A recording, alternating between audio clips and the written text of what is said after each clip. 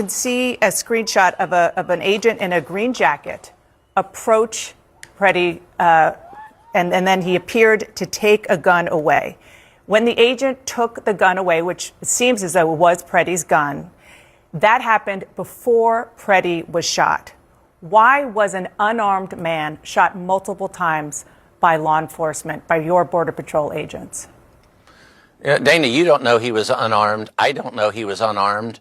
That's freeze frame adjudication of a crime scene via a photo. That's why we have investigators. That's why we have an investigation that is going to answer those questions. How many shots were fired? Who fired shots?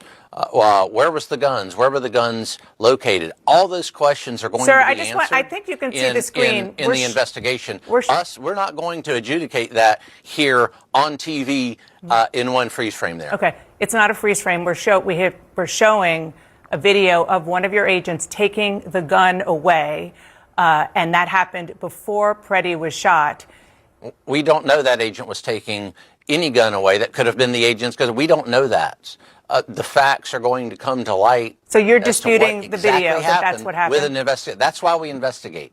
Well, with respect, you say that's why we investigate, but you're also drawing other conclusions that sort of fly in the face of waiting for an investigation. I just want to also go back to what I was asking about with regard to what Secretary Noem said, that he was brandishing a gun. At any point, do you have any evidence that, yes, he had a gun on his person? Was he brandishing it? Was he a threat because he had a gun in his hand that put law enforcement in danger? Dana, we heard the law enforcement officer say gun, gun, gun. So at some point, they knew there was a gun. So again, that is going to be part of that investigation as to what was happening on the ground there between those victims, the Border Patrol agent victims, and the suspect.